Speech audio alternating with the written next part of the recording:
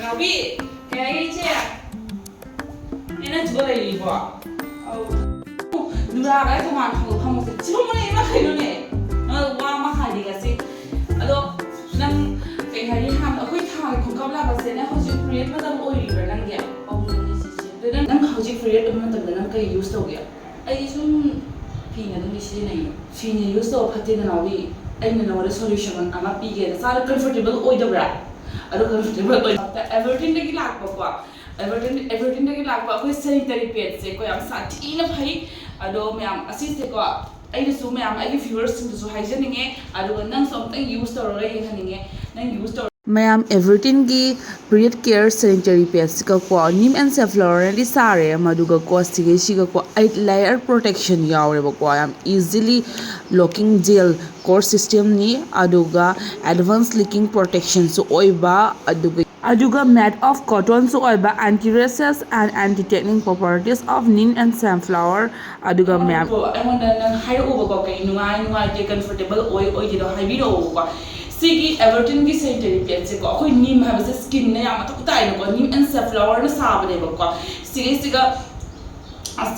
ओइ से को the double outdoor no leakage ओइ है बको दुदैदी केने हाबदा अखोई की प्रीवियस मतम दे एब्जॉर्ब तो दबा पैड लेटर ने दुगु मम तो ओइ दे बको फास्टर एब्जॉर्प्शन ओइ है बको सिगा कॉटनली सॉफ्ट ओइरगा केने हाबदा अखोई स्किन दा अखोइना हार्ड को ओइरगा नुंगाइ दबा दुगु मो ओइ बदा दुगु मम तो ओइ दे बको अदो ngasi dege hoba ai हाना दे यूज तो लाइ बना सु यूज तो बियो बको नाउ बिदे एनी गिफ्ट दी आई हेंग दगी याम नुंगाइ नि थबक सुबो को बदा को दुदी चे थैंक यू अदुगा मैम असिगी ब्लू सिसु याम सिहिनबदा नुंगाइ डबल एक्सएल नि period care sanitary pad Everteen brand दगिनि अदुगा अखोई स्किन न मॉइस्चर ओहेनबा रेसेस तगी गाथोक हले आई सामक सिगी पैड से हमने यूज तौरेबा आई एवरी मंथ खुदिंगे अखोई नुपी हाबसे अदुम पीरियड लाखदबा लैरबनिना को अखोई एब्जॉर्प्शन ओइबा याम सॉफ्ट ओइबा कॉटनली को हाइबदी स्किन दा रेसेस गुम्बा पीदबा को हाइबा अखोई नीम एंड सनफ्लावर से याम साथिना बेनिफिट ओइबा स्किन दबा अदुना कयनि 2x फास्टर ओहेलेबा को अदुगा मैम को आई के ओइनदि आई इसामा यूज तौबनि को मैम सु सजेस्ट तौजनिंगे बा अदुना आई नाउबि ओइना हाइबनि नाउबि से गरांग ना हान कि मसा कंफर्टेबल ओइना लैतेबा आइना अदुमी ग मतमदा मासे को कइनि हाइबदा मसा से बाकी पीरियड्स मतम ओइरबनि ना मसा हाइ नुंगाइतबा आइना का हान तौरमबदुनेबा कंफर्टेबल ओइदबदो